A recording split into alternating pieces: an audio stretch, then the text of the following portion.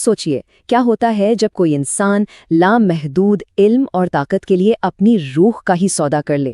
یہ کہانی ہے ڈاکٹر فاؤسٹس کی، ایک ایسی داستان جو صدیوں سے خواہش اور اس کی قیمت کے بارے میں ہمیں سوچنے پر مجبور کرتی ہے۔ اور یہی سوال اس کہانی کی بالکل بنیاد ہے۔ مطلب کیا کوئی بھی طاقت اتنی انمول ہو سکتی ہے کہ انسان اس کے لیے اپنی سب سے قیمتی چیز یعنی اپنی روح تک قربان کر دے؟ چلیے دیکھتے ہیں کہ فاؤسٹس نے آخر کیا فیصلہ کیا۔ تو اس کہانی کا جو مرکزی کردار ہے وہ ہے ڈاکٹر فاؤسٹس، ایک انتہائی ذہین جرمن اسکالر جس کے دماغ کو آپ اس دور کے تمام علوم کا ایک خزانہ سمجھ لیں۔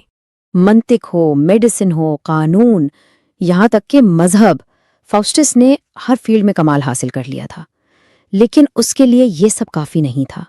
اسے لگنے لگا تھا کہ انسانی علم کی جو حدود ہیں وہ اس کے لیے ایک قید کی طرح ہیں، اور وہ بس ان سے آزاد ہونا چاہتا تھا۔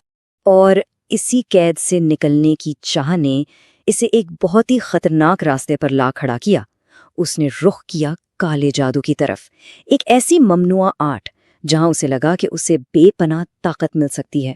تو اب انہی نئی جادوئی طاقتوں کو استعمال کرتے ہوئے فاؤسٹس طلب کرتا ہے ایک شیطان کو جس کا نام تھا میفسٹوفیلس، اور یہ ملاقات اس کی زندگی کا وہ ٹرننگ پوائنٹ ثابت ہوئی جہاں سے واپسی کا کوئی راستہ نہیں تھا۔ حیرت کی بات تو یہ ہے کہ خود میفسٹوفیلس یعنی وہ شیطان فاؤسٹس کو وارن کرتا ہے، وہ اسے جہنم کی اصل حقیقت اور اذیتوں کے بارے میں بتاتا ہے، لیکن فاؤسٹس پر طاقت کی ایسی دھن سوار تھی کہ اس نے ایک شیطان کی نصیحت کو بھی ایک طرف رکھ دیا۔ اور پھر وہ مشہور معاہدہ ہوتا ہے جو اس کی قسمت کا فیصلہ کر دیتا ہے۔ فاؤسٹس اپنی روح لوسیفر کے سامنے پیش کرتا ہے۔ لوسیفر اس آفر کو قبول کر لیتا ہے اور فاؤسٹس اپنے ہی خون سے اس کانٹریکٹ پر سائن کر دیتا ہے۔ اور اس کی قیمت تھی 24 سال کی بے انتہا طاقت اور میفسٹوفیلس کی غلامی۔ اور جیسے ہی وہ سائن کرتا ہے نا، اسی لمحے اس کے بازو پر لاطینی زبان میں کچھ الفاظ ابھر آتے ہیں، ہوموفوج یعنی اے انسان بھاگ جاؤ۔ یہ جیسے کائنات کی طرف سے ایک آخری وارننگ تھی، اور فاؤسٹس کے دل میں شک کا پہلا بیج بھی۔ لیکن اب شاید بہت دیر ہو چکی تھی۔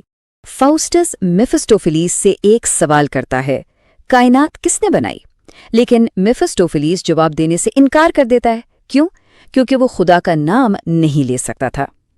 اس انکار سے فاؤسٹس کا ایمان ایک دم ہل جاتا ہے، لیکن اس سے پہلے کہ وہ توبہ کے بارے میں سوچتا، لوسیفر آگے آتا ہے اور اسے 7 ڈیڈلی سنس یعنی 7 بڑے گناہوں کا ایک شاندار پریڈ دکھا کر اس کا دھیان کہیں اور لگا دیتا ہے۔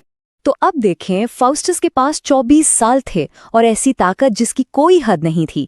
سوچنے کی بات ہے، وہ انسانیت کی تاریخ بدل سکتا تھا، لا علاج بیماریوں کا علاج ڈھونڈ سکتا تھا، یا شاید دنیا سے غربت ہی ختم کر دیتا۔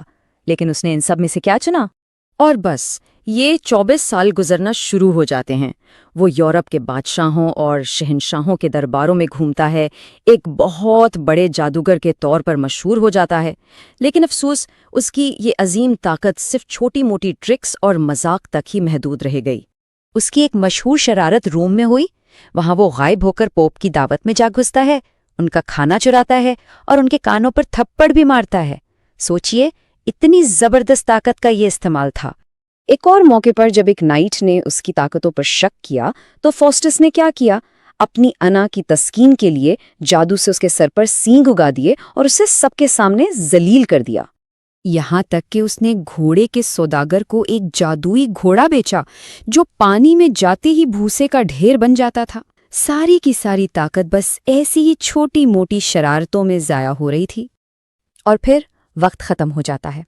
وہ 24 سال پلک جھپکتے ہی گزر گئے، اور اب حساب کا دن آ پہنچا تھا۔ فاؤسٹس کے ہر فیصلے کا بوجھ اب اس کی روح پر آن پڑا تھا۔ پورے 24 سال، سوچئے یہ ایک پوری نسل جتنا ٹائم ہوتا ہے۔ اتنا وقت ملا تھا اسے دنیا کو بدلنے کے لیے۔ لیکن اب اس کے پاس صرف ایک رات بچی تھی، اس کی زندگی کی آخری اور سب سے خوفناک رات۔ اور بالکل آخر میں بھی وہ اپنی نجات کے لیے کچھ کرنے کے بجائے اپنی طاقت کو ایک تماشے کے لیے استعمال کرتا ہے۔ اپنے دوستوں کو امپریس کرنے کے لیے وہ عظیم الشان ہیلن آف ٹرائے کو بلا لیتا ہے۔